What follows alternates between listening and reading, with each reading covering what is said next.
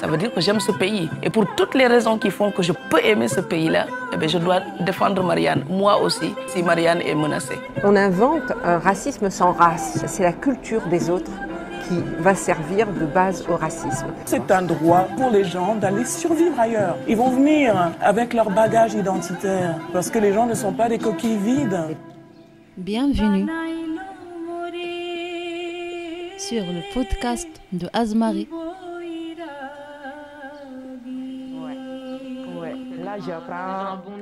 Là j'apprends, je demande. C'est comme ça que je fais, j'apprends, je demande. S'il y a des choses que je ne comprends pas, aussi je demande. C'est tout le temps ma façon de faire. Il y a pas très longtemps, tu as appris un nouveau mot. Ouais. Ce que c'est que d'être un canon, quelqu'un ouais. t'es un canon. Oui, parce que quelqu'un m'avait dit. En fait, c'était la dame que je t'ai dit, celle qui gardait Mariam, c'était sa fille. Elle aussi, elle était tout le temps gentille avec moi. Donc, du coup, on a parlé et tout. Après, elle m'a dit, toi, tu es canon. Donc, le mot là, je ne le connais pas. Je ne sais pas si je vais dire merci, si je vais dire OK. Je ne sais pas. En fait, j'ai fait semblant, comme si je n'ai pas vu le message. Après, je voulais être sûre avant de répondre, en fait. C'était ça. Bienvenue dans le 3e épisode de la série de podcast Azmari. Je m'appelle Marine, bénévole dans l'association Azmari. Azmari est une association qui œuvre pour l'insertion socio-culturelle des femmes migrantes et de leurs enfants à Paris. Pour cet épisode, nous avons invité Khady Diatou. Kadia est une apprenante de l'association, originaire du Sénégal. Elle habite en France depuis 1 an et demi avec ses 2 enfants. Nous vous souhaitons une très bonne écoute.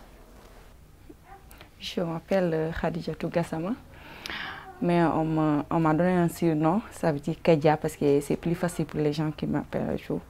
J'ai 31 ans, je suis née au Sénégal, mais j'ai grandi au village, ça veut dire au Bled, à Casamance. Tu as 2 enfants, c'est ça? Ouais. Ils s'appellent comment? Ils ont quel âge? Mariama, elle a 6 ans et demi, bientôt elle va avoir 7 ans, on peut dire même 7 ans. J'ai un garçon qui s'appelle Mohamedou Wahab. Bientôt, il va avoir 1 an. Super. Du coup, ici, on est dans la maison des femmes. Et toi, donc, tu es une apprenante de l'association Azmari. Tu as connu comment Azmari? En fait, je suis venue ici en France le 20 juillet 2019. Donc, du coup, j'ai demandé l'asile le 14 août. Donc, du coup, je ne connais pas cette association. Après, je voulais quelqu'un qui va m'aider pour écrire mon histoire et tout. Je n'ai pas pu avoir parce que les associations ils sont toutes fermées et tout. Donc, j'ai pu écrire mon histoire toute seule. Après, il y avait une fille qui m'avait dit qu'il connaît un endroit qui s'appelle Maison des Femmes. C'est dans le 12e arrondissement. Après, elle m'a proposé, elle m'a dit, si tu peux aller là-bas et tout. J'ai appelé, eux, ils m'ont dit qu'ils s'est fermé et tout. Mais on a regardé sur le net, c'était fermé. Donc, du coup, on a attendu jusqu'à l'ouverture. J'ai pas appelé, mais je suis venue ici. Et ils m'ont donné rendez-vous pour venir le mardi. Donc, c'est comme ça que je connais ici. Que tu as connu la Maison des Femmes ouais. Et Azmari, du coup? Et Azmari, quand je suis venue ici, j'ai parlé avec les dames de la Maison des Femmes. C'est eux qui m'ont dit qu'il y a une association sur la Maison des Femmes qui s'appelle Azmari et tout. Donc, eux, ils font des cours français et aussi oral et tout. Il y a des bénévoles et tout. Est-ce que tu es intéressée et tout? J'ai dit oui. Donc du coup, Azmari, tu fais quoi? Oui, je fais des cours de français. En fait, j'ai commencé à faire les cours français. Je crois que c'est 1 mois après que j'ai accouché. Donc du coup, je ne suis pas revenue. Mais c'était 2019, je ne suis pas revenue jusqu'à 2020. D'accord, et là, 2020, du coup, de début d'année, c'est ça? Au ouais. de la rentrée de septembre? Ouais. Donc tu as fait les cours et tu fais d'autres activités ouais. à Azmari? Oui, l'atelier des bijoux. Les bijoux, d'accord. Ouais, ça c'est nouveau, c'est quelque chose qui t'a plu? Ouais. Ah, c'est top. Et du coup, tes enfants viennent aussi Oui, j'amène mes enfants parce que comme eux, je ne peux pas les laisser à la maison, on est toute seule là-bas, donc du coup, j'amène mes enfants. Ouais. Et, donc tu vis avec tes 2 enfants, comment tu vis à Paris? Tu habites où à Paris? Parce que quand je suis venue pour avoir l'endroit où je vais être en Paris, c'était un peu compliqué et dur. J'ai frappé toutes les portes et j'ai tapé toutes les portes. Tout était compliqué, difficile.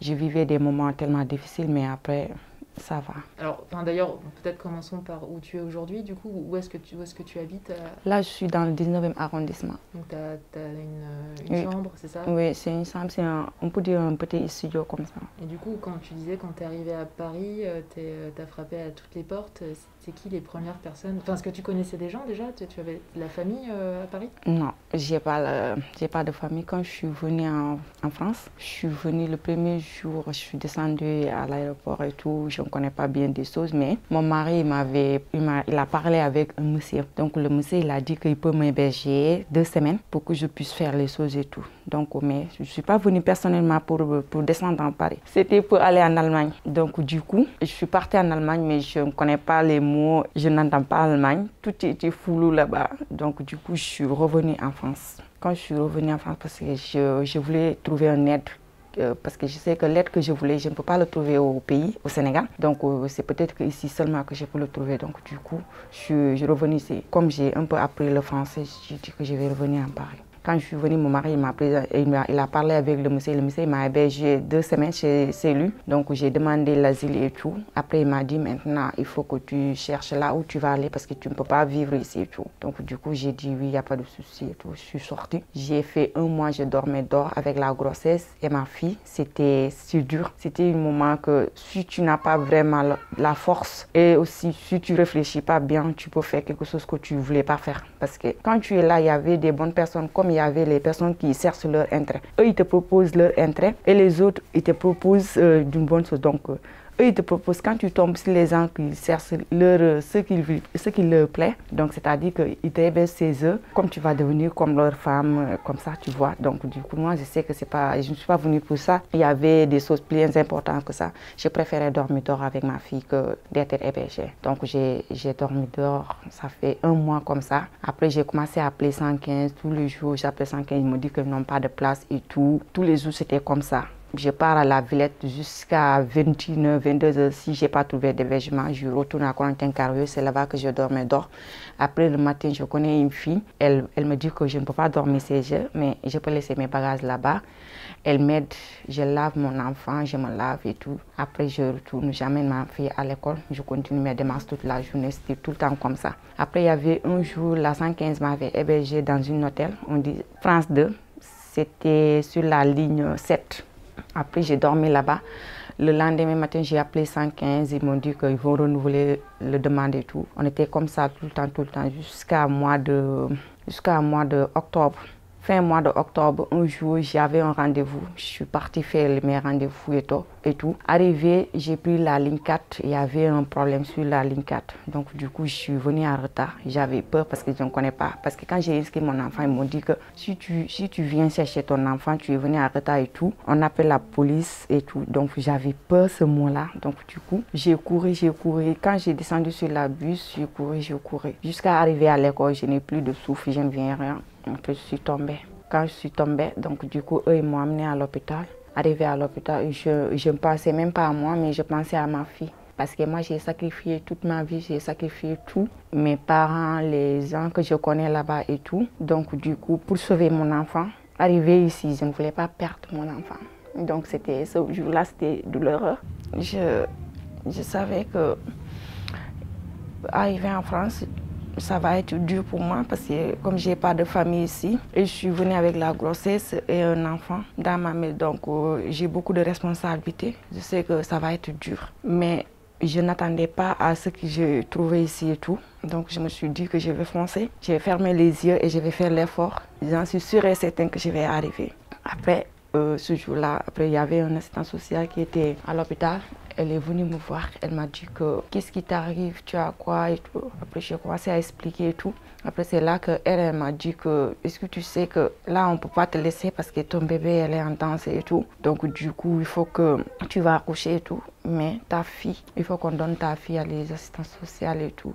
Et je lui ai dit ça ne peut pas être. Parce que moi, je ne suis pas venue ici pour perdre ma fille. Je suis venue ici pour sauver ma fille. Donc, du coup, comme je suis venue ici pour sauver ma fille, je ne vais pas perdre ma fille. Elle m'a dit que non, tu ne vas pas perdre ta fille. Mais ta fille ne peut pas rester à l'hôpital. Donc, du coup, il faut qu'on la donne. Je dis, madame, non, je suis désolée. Là, je ne vais pas perdre ma fille. Tout. On a commencé à parler et tout. Après, il y avait une dame qui était à l'école de ma fille.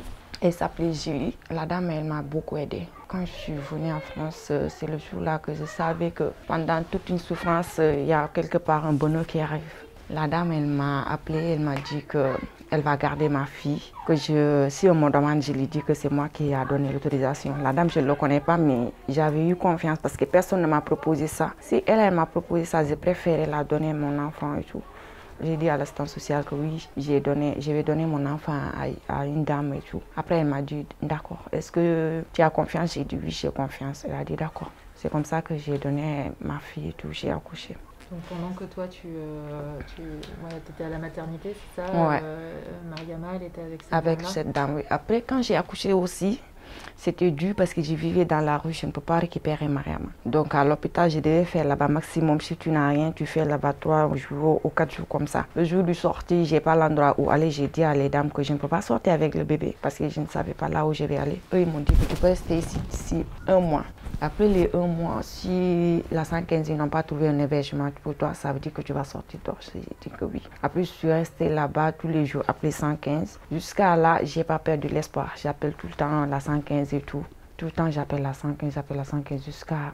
J'ai fait là-bas presque 1 mois. À l'hôpital? Oui, Enfin, à l'hôpital, oui. Avant les 1 mois aussi, parce que ce mois-là, il y avait beaucoup de bébés. Donc, du coup, l'hôpital, ils n'ont pas beaucoup de place. Ils nous ont dit que là, il faut qu'on donne les lits, mais ils vont nous mettre 2 personnes dans une chambre. Donc, ils nous ont mis 2 personnes dans une chambre, il n'y a pas de lit. Ils nous ont donné un chaise, on s'est resté là-bas, c'est comme une lit. Tu peux le faire blancer comme ça. Mais moi, je n'arrivais pas parce que j'avais mal et tout. J'avais un pied gonflé et tout. Donc je n'arrivais pas, je suis tombée malade et tout. Je suis restée là-bas, c'était dur. Mais jusqu'à maintenant, je n'ai pas abandonné parce que quand je n'ai plus l'espoir, si je regarde mes enfants et tout, eux, ils me donnent la force et tout. Je me suis dit que je vais me battre jusqu'à dernier souffle, mais je ne vais pas abandonner. Je suis restée à l'hôpital comme ça jusqu'à 1 mois. C'est là que 115, eux, ils m'ont trouvé un hébergement. Ils m'ont dit que je devais aller dans le 15e arrondissement. Ce jour-là aussi, c'était difficile parce que c'était le moment de grève, il n'y a pas de métro. Donc, eux, ils m'ont dit ça à 17h. J'ai reçu le message. Le mois de janvier 2020, c'est ça? Oui, c'était le mois de janvier. Ils m'ont donné le message, j'ai vu le message à 17h. Donc, je devais arriver là-bas. Ils m'ont dit maximum la porte ferme à 21h.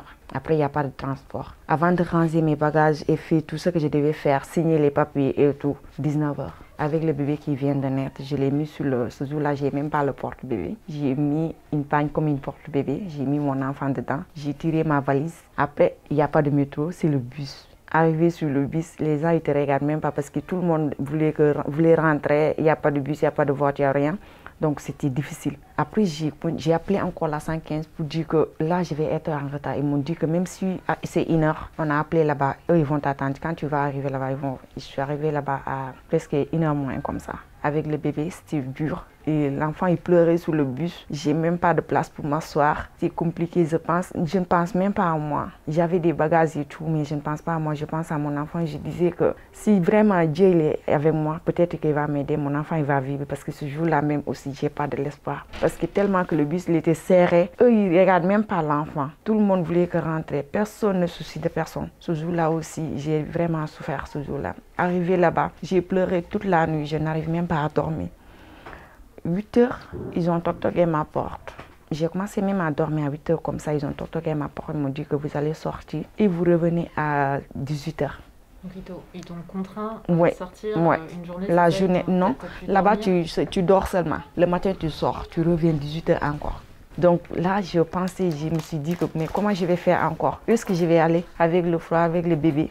Donc jusqu'à 18h, je voulais pleurer, mais j'ai vu mon enfant, il pleure. Je disais, j'ai un souci, donc je n'ai pas besoin de pleurer. Là, j'ai préparé mon enfant et tout, je l'ai mis au dos. Après, on a regardé le bus, je suis partie. Je suis partie chez mon ami, j'ai lavé mon enfant, je me suis lavée. Jusqu'à 18h, j'ai un peu dormi là-bas. Mais je ne peux même pas fermer bien mes yeux. Parce que quand tu dors, c'est parce que tu as l'esprit tranquille, tu as une conscience tranquille, mais tu ne peux pas dormir alors que toi-même, tu n'es pas bien.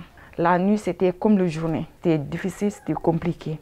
Mais tout le temps, ce que je te dis, tout le temps, quand je regarde mes enfants, je me suis dit que là, je vais avancer, je ne vais pas reculer. C'est mes enfants qui me donnent la force. Vraiment, mes enfants, ils sont mes forces. Moi, je ne sais pas comment je vais faire sans mes enfants. Parce que pour mes enfants, je peux faire n'importe quoi. Je suis capable aussi de faire n'importe quoi pour mes enfants. Donc du coup, j'ai récupéré mon enfant jusqu'à 18h et tout. J'ai attendu jusqu'à 16h comme ça. J'ai pris le métro. Arrivé là-bas, je suis restée devant la porte jusqu'à 18h. Ils ont ouvert la porte, je suis entrée. J'ai fait 3 jours là-bas. Après les 3 jours, ils m'ont dit qu'il faut appeler encore 115 pour renouveler. J'ai appelé encore 115 pour renouveler. Ils m'ont renouvelé, ils m'ont mis là-bas encore. J'ai fait là-bas encore 3 jours. C'était la même chose, encore la même souffrance. C'est fini encore, ils ont renouvelé encore les autres 3 jours. C'était comme ça encore. Après, là-bas, ils m'ont amené dans le 10e arrondissement. C'est tout près de Mairie. J'ai fait là-bas 2 jours. Après, j'ai reçu un message que 115, ils m'ont donné un hôtel dans le 16e arrondissement. Ce jour-là, je suis vraiment contente de tout. Mais ils m'ont dit qu'il faut que je récupère Mariama parce que je devais partir avec mon enfant. Si eux, ils m'ont donné une maison, c'est pour être avec mes enfants là-bas. Donc, du coup, j'ai appelé la dame. Eux, ils m'ont amené Mariama. Là, pour le coup, c'était pour avoir un logement ouais. De plus longue durée, c'est ça? Ouais. Vous pouviez rester vraiment et pas juste passer les nuits là-bas? Oui, c'était 16e, c'était comme ça. Donc, arrivé à 16e, ce que je n'ai jamais vu dans ma vie, c'est ça que j'ai vu là-bas. Parce que je n'attendais pas à ça, même au pays que je suis. Je n'ai jamais été dans un endroit comme ça. Parce que c'est un ancien gosport, il n'y a rien. Ils ont placé les lits comme ça, tout le monde nous regarde, on se regarde comme ça. Quand je suis arrivée là-bas, là, j'ai même pas de souffle. Mon souffle s'est coupé parce que je pense qu'il n'y a même pas de chauffage. C'était froid avec le bébé, alors que mon enfant il est né avec une maladie. Donc quand je regarde Mariama, je regarde mon enfant, je commence à pleurer. Après eux, ils ont donné les nourritures à Mariama, elle a mangé, ils m'ont dit il faut manger et tout. J'ai dit je ne peux pas manger, je ne peux rien avaler. Là, j'ai un ventre rempli, je ne peux pas manger. J'ai fait là-bas presque 8 mois. Après là-bas, ils ont commencé à faire des travaux, ils ont commencé à changer les choses et tout. Mais je me suis dit que c'est mieux que dehors, parce que dehors, tu peux trouver n'importe quel danger avec les enfants. Comme là-bas, je suis dans un endroit fermé avec les gens. Ça veut dire qu'un jour viendra, je vais être dans un coin avec mes enfants. Donc, j'ai l'espoir jusqu'à maintenant. C'est comme ça que je suis restée là-bas et tout. J'ai fait presque 8 mois, 9 mois comme ça. Parce que je suis partie là-bas le 31 décembre. J'ai quitté là-bas le 27 comme ça, juillet 2020. J'étais là-bas en 2019, le 30 décembre 2019. J'ai quitté là-bas le 27 juillet 2020. En ce moment-là aussi, quand on était en confinement aussi, c'était encore plus difficile. Parce que j'étais là-bas avec les femmes, mais il y avait les femmes qui sont là-bas, eux ils sont avec leur mari. Donc moi je suis avec mes enfants, je ne peux pas sortir parce que le premier confinement c'était tellement compliqué et dur. On n'a pas beaucoup d'accès et tout. Moi je ne peux pas laisser mes enfants toutes seules pour sortir. Je ne peux pas sortir avec les enfants. Donc c'était compliqué, je suis tout le temps comme ça avec mes enfants, j'ai même peur. Parce que je pense que quand je sors, il y a un danger qui m'attend dehors. Donc je ne voulais pas amener un danger pour mes enfants, je ne voulais pas être un danger pour mes enfants. Je préférais rester comme ça avec mes enfants pour même aller acheter d'eau pour les enfants boire et tout, je ne peux pas. Après il y avait une dame qui était là-bas avec son mari c'est lui qui m'aidait et tout. Quand il descend pour aller acheter de l'eau, tout le temps il me donne de l'eau. Moi je me suis dit que ça, j'ai un peu honte, tout le temps il m'offre. Après quand j'ai l'argent, moi je lui dois dire non c'est pas grave. J'ai dit tout le temps c'était comme ça. J'ai vécu ça aussi, mais ça va. Et maintenant, du coup, tu vis dans le 19e. Quand est-ce que tu as emménagé dans ta chambre? C'était le 27 juillet. D'accord. Ouais. Okay. Comment ça va maintenant? Est-ce que tu aimes ta chambre? C'est quoi la situation de oui. logement aujourd'hui? Oui, là-bas aussi, c'était pas quelque chose que j'attendais, mais c'est mieux. Je ne vais pas dire c'était un peu... Parce que l'endroit que toi, tu ne payes pas avec ton argent, tu as une participation de 20 €. Les 20 €, c'est ton assistant social qui te donne ça. C'est mieux. Parce que moi, je ne peux pas payer l'hôtel là avec mes enfants. Mais eux, ils m'ont aidé, ils m'ont donné cet endroit. Moi, je ne peux rien du tout que merci. Parce que moi, j'ai vu que c'est un grand faveur, en fait, que eux ils m'ont donné. Et du coup, ton logement, il ressemble à quoi? Tu m'expliquais que tu avais donc ta chambre, que tu avais de quoi faire à manger. Oui, parce que là-bas, c'est une chambre et une cuisine et une douche. Tu prépares dans ta chambre, mais quand je suis arrivée, la gaz s'est gâtée, donc je monte à 2e pour aller cuisiner. Il y a des cuisines communes, c'est ça? Oui, il y a des cuisines communes. Ok. Et aujourd'hui, concrètement, tu vis avec quel argent? Là aussi, après l'assistante sociale de l'école de Mariama, elle aussi, elle m'a beaucoup aidée. C'est elle qui m'a cherché un autre assistant social pour moi-même qui va m'accompagner pendant mes procédures et tout. Donc, elle fait un aide financier. Il me donne 150 €. Les 150 €. Un mois? Ouais. 150 € par mois? Par mois, oui. Les 150 €, je donne ma participation de l'hôtel, 20 €. Ça me reste 130 €. Les 130 €, c'est ça que je me débrouille avec les enfants. avec notamment, Wahab, il a encore besoin de lait, il a besoin de couches. Ouais. Au début aussi, quand j'ai accouché Wahab aussi, l'hôpital aussi m'ont donné des couches avant de sortir là-bas et tout. Après ça, il y avait une fille qui était à l'hôpital, elle aussi, elle m'a aidé avec les couches. Après ça, ils m'ont donné un ticket pour que je devais partir à Paris tout petit, 3 mois. Après, là, Wahab, il a presque 1 an. Ils ne donnent pas tous les jours le lait. Avec le Covid maintenant, beaucoup d'endroits qui nous aident, comme Paris tout petit. Paris tout petit, je n'ai plus accès là-bas parce que tu prends une seule fois et c'est fini. Quand tu prends les 3 mois, c'est fini. Maintenant, Resto dit qu'eux, ils sont en vacances. Donc, je me débrouille parfois. Comme moi, je tresse. Parfois, quand je tresse ma fille, si quelqu'un il voit ça, si elle dit qu'elle l'aime, moi je pars là-bas pour la tresser. Si j'ai l'argent, je vais amener ça pour augmenter ce que j'ai acheté, les choses qui me manquent. Ouais, tu te fais un petit peu d'argent en tressant les cheveux de femmes, de petites filles, c'est ça? D'accord. Et tes enfants vont à l'école du coup? Ouais, Mariama, quand je suis venue, c'est la première démarche que j'ai commencé à faire, c'est de scolariser mon enfant. Parce que moi, là où je ne suis pas arrivée, c'est là que je voulais que ma fille arrive. Là où j'ai vu que c'est mon échec, je voulais que Mariama, qu'elle dépasse là-bas. Donc la première chose que j'ai fait, les premières démarches que j'ai fait, c'est de scolariser Mariama. Alors que c'est ça que j'ai fait. Quand je suis arrivée ici, j'ai fait les démarches tout jusqu'à que j'ai obtenu l'école pour Mariama. Là, on a un peu parlé de ta vie en France, à Paris en particulier. Pourquoi tu es venue en France? En France, je suis venue pour l'excision. Je suis venue pour l'excision parce que moi, je suis excisée. Donc, du coup, là, maintenant, c'était le tour de ma fille. Parce que moi, je me suis excisée en 1994. C'était un jour que je ne vais jamais oublier. Même si ça m'a resté le dernier souffle, je ne vais pas oublier ce jour-là. Parce que c'était un jour très douloureux. Tu te fais exciser sans anesthésie, sans médicaments. Et tu vis avec cette douleur jusqu'à ce que tu es guéri. Jusqu'à maintenant, j'ai cette douleur-là. Donc du coup, je ne voulais pas que ma fille elle a la même chose. Tu vois, quand tu expliques quelque chose, si tu n'as pas vécu ça, tu ne vas pas savoir. Et tu ne vas pas avoir bien parlé de ça. Mais ça, c'est une chose que moi, j'ai vécu. Que moi et mes soeurs, on a vécu ça. Moi, j'ai la chance, j'ai quelqu'un qui va m'aider. Mais mes soeurs, ils n'ont pas cette chance-là. J'avais une soeur qui a perdu sa fille à cause de ça. Donc moi, je me suis dit que même si je vais mourir, je ne vais pas perdre ma fille à cause de ça. Parce que moi, j'ai grandi dans une village. Quand on a 2 ans, ma mère nous a amenés dans une village. C'est un village qui s'appelle Capone. Donc j'ai grandi là-bas. 6 ans, eux, ils t'amènent dans la forêt. Ils te font exciser. Ils n'utilisent pas un lame. Je suis désolée pour la parole, mais ils utilisent les ongles. Ils t'excisent avec les ongles. Et ces jours-là, c'était douloureux. Mais tout ça, j'ai commencé à oublier. J'ai fait tout pour l'oublier, mais je ne peux pas. Mais ce qui m'a bien poussé pour ça, quand j'ai vu ma soeur pleurer son enfant, qu'elle a perdu. En fait, je peux dire que ce n'est pas un enfant que Dieu l'a pris. C'est un enfant que les gens, ils ont pris. Ils ont pris par une force, parce que nous, on n'a pas de force. Nous, on a l'habitude que quand nos parents ils disent oui, c'est oui. Parce que c'est ça qu'ils nous ont éduqués. Quand les parents disent oui, tu ne vas jamais dire non. Quand tu dis non, eux, ils t'abandonnent, tu n'as jamais de parents. Donc ma mère, depuis ce jour-là, elle aussi, ça l'a tourmenté, c'est tout. Jusqu'à moi, depuis que moi j'ai vu ça, je n'arrive pas à dormir. Je suis partie au marché. Mariama, elle a 5 ans et demi, je suis partie au marché. J'ai laissé Mariama avec son père parce que j'ai entendu qu'ils ont dit que maintenant, parce qu'ils l'ont fait chaque village comme ça. Maintenant, c'est le tour de village de Mariama. Donc, je sais que ma fille, elle va partir. Tous les jours, quand je regarde ma fille, on dirait que je me vois moi-même. Je me suis dit que là, je vais me battre. Je ne vais pas laisser mon enfant exciser, mais je ne voulais pas le dire parce que j'avais peur. Parce que tout le temps, ils te font des menaces. Si tu ne le fais pas, tu vas le voir. Et s'il te dit, tu vas le voir. Donc, du coup, je me suis dit qu'il n'y a pas de souci, je ne vais rien dire, je vais tout garder dans mon cœur. Moi, je vais faire ce que je vais faire. Après, j'ai parlé avec mon mari, j'ai dit qu'on va essayer de sauver Mariama et tout.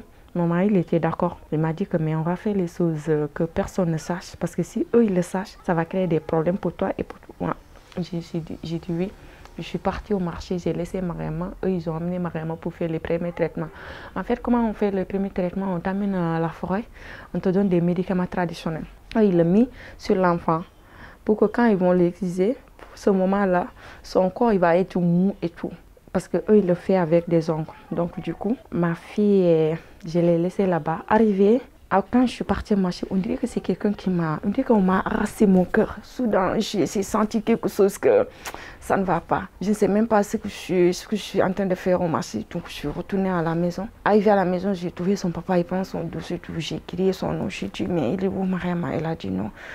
Il a dit, Mariama, il est dans la chambre. J'ai dit non, Mariama, il n'est pas ici. Son père, il est sorti, on a regardé, on n'a pas vu. Donc du coup, son père, il m'a dit, viens ici. Je suis venue, il m'a dit, calme-toi, ne parle pas. Je crois qu'ils l'ont amené. J'ai dit, excisé. Il a dit non, ils ont commencé les premiers traitements. J'ai dit, d'accord. Après, ils ont amené Mariama. La nuit, là, l'enfant n'a pas dormi. Il se gratte tout le temps. Ce jour-là aussi, je n'ai pas dormi. J'ai regardé comme ça mon enfant. J'ai dit à mon mari que si j'ai laissé mon enfant excisé comme moi, j'ai dit que tu vas garder mon enfant, mais moi, tu ne vas pas me garder. Après, il m'a dit, pourquoi tu dis que... J'ai dit que je ne peux pas regarder mon enfant souffrir comme la même chose que moi. Ça veut dire que moi, tu vas me perdre. Il m'a dit que ne dis pas ça. J'ai dit que je t'assure que je ne peux pas laisser mon enfant comme ça. Ce jour-là aussi, c'était difficile. J'ai fait 2 jours comme ça. Mariama, il se gratte, il se gratte, il se gratte. Après, je n'ai rien dit. Là, son père, il a fait les démarches. On a demandé, on m'a donné un visa de 1 mois. Je devais partir avec Mariama. Là, j'ai commencé à tomber malade et tout. Je suis partie à l'hôpital. C'est là que je suis enceinte. Donc, du coup, je n'ai rien dit. Je suis restée comme ça. Jusqu'à ce que je suis guérie 3 mois. On a demandé encore notre visa. On nous a donné 1 mois et demi. Quand on nous a donné 1 mois et demi, j'ai tout rangé mes affaires. Après, j'ai dit que je devais aller à la ville et tout. Je vais aller voir ma mère et tout. Ils m'ont dit avec l'enfant, j'ai dit oui. Après, ils m'ont dit d'accord. Après, je suis partie avec Mariama à Dakar. C'est là qu'on a préparé pour fuir, pour venir ici. On a pris un avion parce que comme les vols c'était serré et tout, mon mari il a vendu la voiture qu'il a pour que je prenne ça pour agent de poste. Après aussi, je suis arrivée jusqu'à Dakar, on a pris un vol Algérie, on a fait un escale de 1 heure de temps. Algérie, après on a pris un autre vol pour venir ici en France. Donc ton mari aujourd'hui il est au Sénégal, c'est ça? Ouais, il est resté au Sénégal. Ouais. Donc vous êtes mariés, c'est ça? Ouais, on est mariés à traditionnel, on est mariés aussi à la mairie. Oui, tu peux nous expliquer la différence entre le mariage traditionnel religieux et à la mairie justement? En fait, le mariage en mairie, eux ils veulent même pas ça. C'est qui eux? Quand je dis eux, ça veut dire que nos parents. Parce que mes parents, ils font partie. Parce que même si c'était mes grands-mères et tout, maintenant il y a l'évolution aussi, mais mes parents, ils font partie. Parce que quand je dis eux, ils croient que si tu es marié à la mairie, si un jour tu as un problème avec ton mari, il faut que vous allez devant la loi. Eux, ils disent que celui qui t'a amené devant la loi, c'est ton ennemi. Donc oui, non, ils n'acceptent pas ça. Tu fais le mariage traditionnel, ton mari il a le droit de faire tout ce qu'il veut. Même s'il veut, il ne te respecte pas. Il peut te marier aujourd'hui, 2 jours, 3 jours, il peut avoir une autre femme. Tu peux même tomber enceinte, j'ai vu ça, tu peux même tomber enceinte. Là, tu souffres, tu fais tout. Ton mari va partir prendre une autre femme pour amener à la maison. Là, tu souffres, tout ça. Tu vois, donc du coup, ça, c'est grâce à mon père. Aujourd'hui, je suis fière de mon père. D'une part, je suis un peu fâchée contre lui. Mais je crois qu'à cause de ce qu'il m'a fait et tout, ce qu'il a fait pour moi et tout, là, je crois que je l'ai pardonné. C'est pas je crois même, je l'ai pardonné. Parce que c'est grâce à mon père que si j'ai fait un mariage à la mairie, c'est grâce à mon père. Parce que mon père, il a que des filles. Il a un seul garçon, donc c'est lui le plus petit de la famille. Donc nous, on n'a pas de frère qui va nous défendre. Là-bas, si tu as un frère, là, ton mari va avoir un peu peur parce qu'il y a un homme qui va te défendre. Mais si tu n'es pas un frère, personne ne va te défendre. Donc du coup, mon père, il a dit que lui, il ne sait pas s'il va vivre jusqu'à nous, on va se marier, on va rester avec mon mari, ils ne savent pas. Mais là, ce qu'il sait, c'est qu'il va nous défendre avant de partir. Donc il a fait ce qu'il voulait faire. Il nous a fait tous marier à la mairie. Pour du coup être protégé par la loi. Oui, là, si tu es marié à la mairie, ça va obliger ton mari, il va te respecter, il va savoir de qui tu es et il va savoir de quel genre de femme que tu es. Malgré même s'il va aller jouer dehors, il va aller faire tout ce qu'il veut dehors, mais il va te respecter et il va le cacher. Mais si tu n'es pas marié à la mairie, il peut faire ça devant toi comme ça, toi tu ne peux rien faire. Et si tu es divorcé comme ça, eux ils te prennent comme une fille facile. Parce que pourquoi eux ils nous font exciser? Ils nous disent que pour nous on garde notre virginité. Si tu es excisé, ils nous disent que là tu as peur des hommes. Parce que tout le douleur que tu as senti, tu as peur de faire n'importe quoi. Donc, du coup, tu vas garder ta virginité. Ils nous poussent à faire ça. Même si ça, c'est pas une question. Moi, je vois que ça, c'est pas une question de garder une virginité. Moi, je crois que la virginité, c'est la virginité. Mais une personne a sa dignité aussi. Il peut nous laisser nous choisir ce que nous, on voulait. Mais il te donne un mari que toi-même, tu ne connais pas. Ils ne te connaissent pas. Tu te maries avec eux, c'est eux qui choisissent parce qu'ils ont dit que c'est eux, leur tonton et tes parents, ils connaissent le mieux pour toi. Ça veut dire que toi, tu t'es marié avec leur choix à eux, c'est pas ton choix. Donc si tu as la chance, peut-être que tu vas tomber amoureuse de ton mari. Mais si tu n'as pas la chance, comment tu vas vivre avec ton mari? Et toi, du coup, comment ça s'est passé avec ton mari quand vous êtes mis ensemble? D'une part, je vais dire Dieu merci, mon mari. C'est un homme gentil qui m'a beaucoup aidé aussi, qui m'a respecté avant tout d'abord. Et il sait qui je suis, il m'a beaucoup aidé. Mon mari, je ne peux rien lui dire. Tout ce que moi je dis que je ne veux pas, lui, il fait l'effort pour faire ma plaisir. Et notamment pour t'aider aussi à partir en France. Ouais. Ça, c'est une chose que je ne peux jamais oublier. Parce que là, il a mis sa vie en danger. Parce que lui, il est resté là-bas. Mais il entend n'importe quel mot et entend n'importe quelle chose. Il est toujours menacé parce qu'il a fait fuir son enfant. Il n'a pas respecté la tradition. Il ne peut même pas retourner au village. Parce que quand eux, ils le regardent comme un démon. Ils disent que c'est un démon. Parce que lui, il a violé, en fait. Eux, ils disent ça, c'est une loi. En fait, il a violé la loi. Ce que nous, on devait, eux, ils ont mis en règle. Lui, il a tout enlevé. Donc, il regarde comme ça mon mari. Ça, je ne peux jamais oublier aussi. Il a fait un grand sacrifice pour nous. Et c'est quoi le regard de ta famille? Parce qu'aujourd'hui, tu appelles encore ta maman, c'est ça? Enfin, tu as des contacts avec ta Oui, ma maman aussi, elle m'a beaucoup aidée. Parce qu'elle a dit que quand c'était notre tour, elle n'a pas le pouvoir que moi j'ai. Parce que moi, je suis soutenue par mon mari. Mais ma mère, elle n'a pas cette opportunité-là. Parce que mon père, il ne l'a pas soutenue. Parce que mon père, il a dit que c'est le roi, c'est le roi. Moi, je ne peux pas. C'est la tradition, c'est la tradition. Mais moi, comme j'ai la chance, mon mari m'a soutenue. Et là, ma mère, elle a dit que c'est son tour. Maintenant, elle ne va pas regarder ses petits-enfants. Tous morts à cause de ça. Elle m'a aidée pour partir. Ayo nene, nene nene tuti. Ayo nene, nene nene tuti. Sing my baby, sing my baby, sing my baby, sing my baby, sing my baby.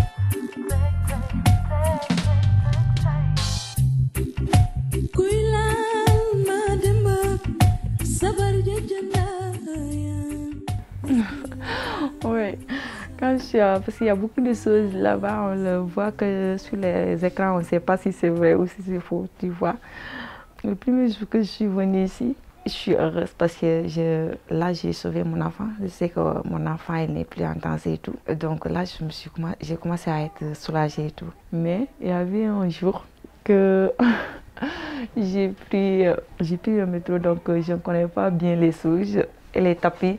Même il y a au Sénégal et tout, mais je ne suis jamais partie là où il y a les tapis et tout. Donc le premier jour que je suis partie, oui, les opérateurs et tout. Donc je suis partie avec Wahab, j'avais la poussette. Avant de prendre la sens descendre, j'ai pris la sens monter avec la poussette. En fait, oui, je ne me connais pas, je ne sais pas, c'est pas parce que je suis trompée, mais je ne me connais pas en fait. donc du coup, je n'arrive pas à arrêter la poussette et tout. Et je voulais descendre, moi je monte avec la poussette. Je ne sais même pas comment je vais faire. Il y avait une initiée. Quand je suis tournée, je voulais essayer de retourner. Je n'arrive pas. Il y avait un monsieur qui m'a vu, il a commencé à rigoler. Automatiquement, il a pris son téléphone pour me filmer. J'ai dit non, monsieur, je suis désolée. J'ai dit non, monsieur, je suis désolée. Après, il a arrêté, il est venu, il m'a aidé. Mais tellement ce jour-là, il m'a rigolé. Mais quand j'ai dépassé ce monsieur, moi-même, je me rigolais moi-même. En fait, je ne savais pas comment ça se passe. Et aussi, la deuxième des choses. Nous, on a l'habitude de manger avec la main parce que nous, on dit que quand tu manges avec la main, il y a beaucoup de baraka, je ne sais pas comment vous dites ça, tu vois. Depuis qu'on est petit jusqu'à grandir, on ne mange pas avec la cuillère. Parce qu'on dit que devant les plus âgés que toi, tu manges avec la main, c'est un respect et tout. Donc, on a habitué à manger avec... On n'a pas habitué à manger avec les fourchettes et tout. Alors, le premier jour que tu m'as invité, ce jour-là, je ne sais pas si tu m'as remarqué ou pas. J'ai tout déposé comme ça. Je suis là, je suis calme comme ça, je te regarde. Quand tu as pris le couteau et la fourchette, j'ai vu comment tu as fait et tout. Moi aussi, j'ai fait la même chose. J'ai fait la même chose. Après, j'ai vu quand tu manges un peu, tu prends le verre d'eau, tu bois. Après, moi aussi, j'ai fait la même chose. J'ai vu comment tu prends le pivette pour boire le jus. J'ai fait la même chose. Ça va. T'avais une anecdote similaire. Quelqu'un t'avait invité à prendre un café. Ouais. Tu savais pas comment ça fonctionnait. Et tout, tu vois, oui, ou pas, tu vois. Je sais même pas, c'est comme ça. Moi, je suis toujours calme. Quand je connais pas quelque chose, je suis pas pressée. Tout le temps, je reste calme comme ça. Je regarde d'abord la personne, comment il fait et tout. Après, moi, je fais la même chose. Ouais, tout à fait. Et, mais du coup, je trouve que ces anecdotes-là, elles sont assez révélatrices de... Tu m'avais dit, hein, pour m'intégrer, il faut regarder les gens, il faut apprendre un peu ta philosophie en étant ici. Oui, en fait, quand je suis venue ici, moi, je voulais améliorer ma français, ma façon de faire, en fait. Là-bas, je suis grandie au Sénégal. Je connais bien la culture, je connais bien leur façon de fonctionner. Donc quand je suis venue, c'est la première chose que j'ai analysée dans ma tête, c'est faire comment les Français ils font. Ça ne va pas dire que je vais faire tout ce qu'eux ils font, mais je vais regarder ce que moi, ce qui m'intéresse, ce qu'eux ils font, je vais faire ça. Ça veut dire que je vais étudier, je voulais faire moi-même mes emails et tout. Quand j'ai des démarches, je voulais faire moi-même ça. Ma façon de parler. De savoir à qui je vais vous voir et à qui je vais tutoyer et comment me présenter devant quelqu'un ou devant quelqu'une. Et donc, ouais, parce que la langue française, en tout cas, tu la parles bien, mais là, tu es plutôt dans une recherche de quoi? D'apprendre à écrire, à lire Non, jusqu'à maintenant, tu vois, vous les Français, moi, j'ai remarqué ça. Quand nous, on parle le français, même si on fait des erreurs, vous dites que vous devriez bien. J'ai vu ça, même mon assistante sociale, elle me dit ça. Mais tu vois, moi, à la place de l'eux, parfois j'utilise la place de nous, j'utilise, tu vois. Tout le temps, c'était comme ça. En fait, je ne voulais pas marcher sur cette chose-là. Quand c'est le, je voulais dire le. Quand c'est là, je voulais dire là. Moi, tu vois, c'est comme ça que je voulais parler français. Après, j'ai dit ça à mon assistant, elle m'a dit non. C'est parce que, tu vois, j'ai dit non. Nous, si c'était au pays, même si quelqu'un connaît quelque chose, si tu dis comme ça, il te dit non, automatiquement, il te dit non, c'est pas comme ça. Tu vois, mais vous, les Français, vous nous laissez parler comme nous, on veut. Après, vous nous dites non, ça va, vous vous débrouillez bien. Mais j'aimerais bien parler français comme les Français. Même si c'est pas comme les Français, mais quand quand j'exprime, eux, ils me comprennent bien. Et c'est ce que je dis. Sans tâtonner, en fait. Temui di fale fumana nek soma dege manwetna budonde dinatago kondo fi joge yo papa manwetna neofi fumatolo sataka. Donc là, c'est une musique de Viviane Nour, c'est ça? Ouais. Et tu peux nous parler un peu d'elle? Je crois que c'est de la famille de Youssou N'Dour. Ouais, Viviane, c'est la belle-sœur de Youssou N'Dour.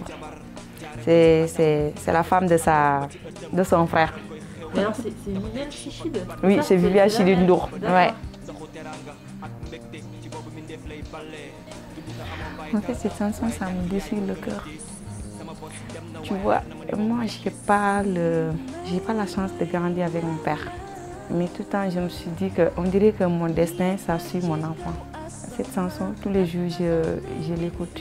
Mais j'écoute cette chanson, je ne suis pas prête pour expliquer ça à Mariama, mais un jour viendra. Quand elle va avoir la conscience, qu'elle va être un peu naturelle, je vais lui expliquer ça. Parce qu'on dirait que mon destin, ça suit mon enfant.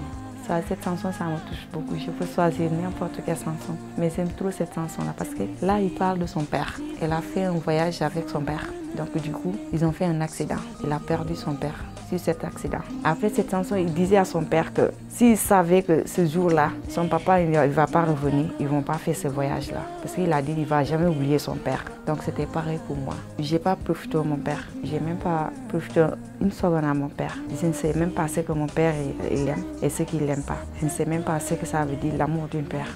Tellement que j'ai grandi dans un endroit, je vois les gens avec leurs enfants, père et mère. Parfois tu es avec ton père, parfois tu es avec ta mère. Mais moi les deux, j'ai seulement un grand-mère qui était comme une père pour moi et comme une mère pour moi. Une grand-mère qui m'a toujours soutenue. Elle est capable de faire tout pour nous. C'est pour cela que moi j'ai choisi cette chanson. Parce que là, elle parle de son père, l'importance du père. Alors que moi, là où je devais vivre avec mon père, et j'ai perdu mon père aussi. J'ai même pas le droit de voir le corps de mon père. Tout ça à cause de tradition. Mais j'ai vu que mes enfants, ils ont commencé à vivre la même chose parce que vraiment tout le temps, ils me disent, maman, j'ai envie de voir papa. J'ai envie de parler avec papa. J'ai fait tout mon effort et parler avec son père et tout, mais Jusqu'à maintenant, il n'est pas satisfait. Il me dit quand est-ce qu'il va venir pour me récupérer à l'école. Tout ça me touche. Je ne sais pas quand parce que je n'ai pas la réponse. Parfois, je me suis dit que si j'ai la réponse, je peux la répondre. Et je ne voulais pas le mentir aussi. Je ne sais pas. Je ne sais pas comment le dire. Ce que je vais lui dire, je ne sais même pas. Donc, depuis qu'il est né jusqu'à maintenant, il ne sait même pas ce que ça veut dire père. Et je vois que parfois aussi, je vois quand il voit les hommes, quand les hommes il le prennent comme ça, il ne faut même pas retourner me voir. Ça veut dire que lui aussi, il a besoin de son père. Mais comment je vais faire? Je sais que j'ai trouvé une solution, que je vais être leur père et leur maman en même temps. Je sais que ça ne va pas, ça ne peut pas être, mais je vais le faire. Même si je le fais, je sais qu'ils ne vont pas être satisfaits.